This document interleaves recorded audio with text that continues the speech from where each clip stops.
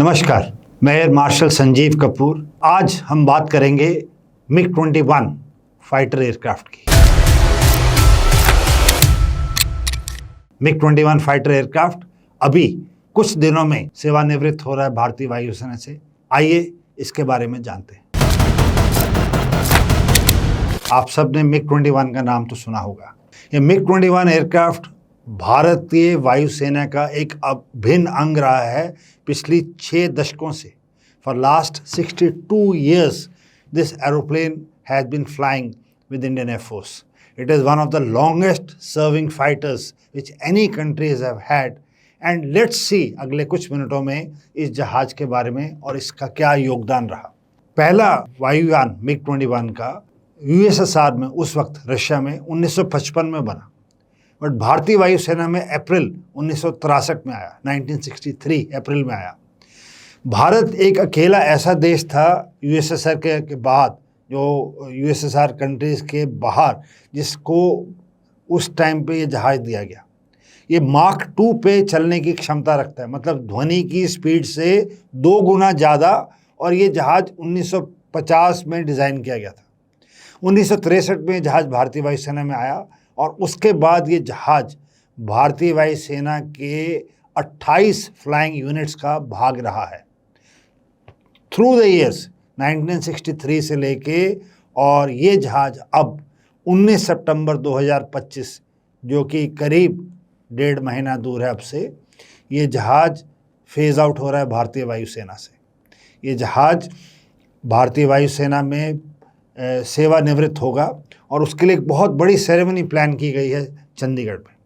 आइए जानते हैं इस जहाज़ के बारे में। जैसा कि मैंने कहा कि जहाज़ ध्वनि से 2 गुना ज़्यादा स्पीड पर उड़ने के लिए सक्षम है, और 1963 में आने के बाद इसने 1965 की जंग में भाग लिया। 1965 की जंग में इस जहाज़ ने बहुत करतब दिखाए। इस जहाज़ ने दुश्मन के सेबर जहाज से लेके और स्टार फाइटर से लेके और C-130 से लेके इनको क्षतिग्रस्त किया 1965 की लड़ाई में। बट असली इसका रूप आपने 1971 वॉर में देखा होगा। 1971 वॉर में इस लड़ाकू जहाज ने बहुत क्षति पहुंचाई दुश्मन के सारे ठिकानों पे, और उस टाइम पे विंग कमांडर MS बावा थे। उनको सेबर किलर के नाम से ख्याति प्राप्त हुई। उन्होंने निजी तौर पे 3 सेबर जहाज गिराए। एंड ये जहाज ने ऐसे ऐसे काम किए हैं उस लड़ाई में। सबसे जो इम्पॉर्टेंट एंड हाईलाइटिंग वाला जो केस है वो है जब 14 दिसंबर 1971 को, जब युद्ध चल रहा था भारत पाकिस्तान का, तो उस टाइम पे MiG-21 ने गवर्नर हाउस पे रॉकेट से वार किया। ये 14 दिसंबर 71 की बात है। और उस टाइम पे जो गवर्नर वहाँ बैठे हुए थे, उनके बिल्डिंग में सेंटर से ये रॉकेट गया, और ये उसी वक्त उन्होंने निर्णय लिया कि हम सीज़ फायर और सरेंडर करेंगे। और अगले 48 घंटे में, जो कि 16 दिसंबर 1971 है, पाकिस्तान ने सरेंडर करके युद्ध विराम कर दिया, और भारत के पास 93,000 सैनिक सरेंडर करके वापस आ गए। ये जो लास्ट का जो अटैक था MiG-21 से, ये एक डिसाइसिव मोमेंट था। अगर आपने पिक्चर देखी होंगी लोंगोवाला की, तो वहाँ पे भी हंटर्स के साथ सपोर्ट में रहा। 71 की लड़ाई के बाद ये जहाज़ धीरे धीरे हर स्कर्मिश में और हर कॉन्फ्लिक्ट में पार्ट लिया। कारगिल युद्ध में भी इस जहाज़ ने बॉम्बिंग की 1999 में। और 1999 में अगर आपको याद हो तो MiG-21 ने एक अटलांटिक जहाज़ को भी शूट डाउन किया था। ये भी एक MiG-21 ने ही किया था। उसके बाद सबसे अच्छी चीज़ जो आप सबकी मेमोरी में होगी, बहुत लोग उस समय होंगे जब 2019 में बालाकोट की स्ट्राइक हुई। अगर आपको याद हो, उस टाइम पे विंग कमांडर अभिनंदन ने एक F-16 को MiG-21 से शूट डाउन किया। High and American aeroplane F-16 को एक 1960 का आया हुआ भारत में रूसी जहाज़ MiG-21 ने शूट डाउन कर दिया।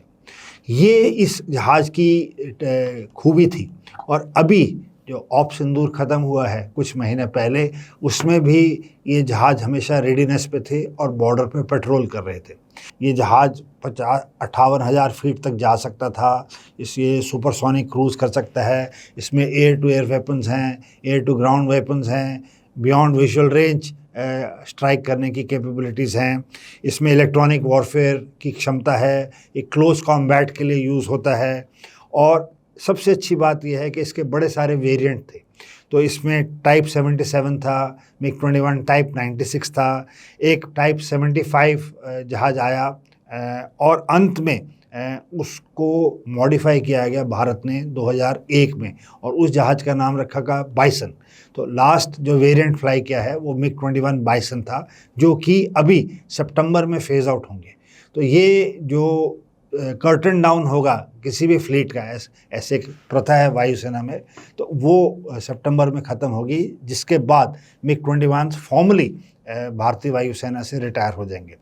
इस जहाज़ का कई मूवीज़ में दर्शाया गया है, और सबसे पॉपुलर मूवी थी 2006 में एक मूवी आई थी रंग दे बसंती।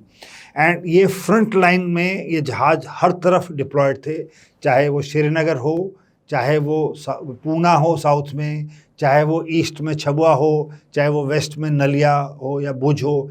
ये मिग 21 ने हमारे बॉर्डर्स को हमेशा हमेशा के लिए प्रोटेक्ट किया।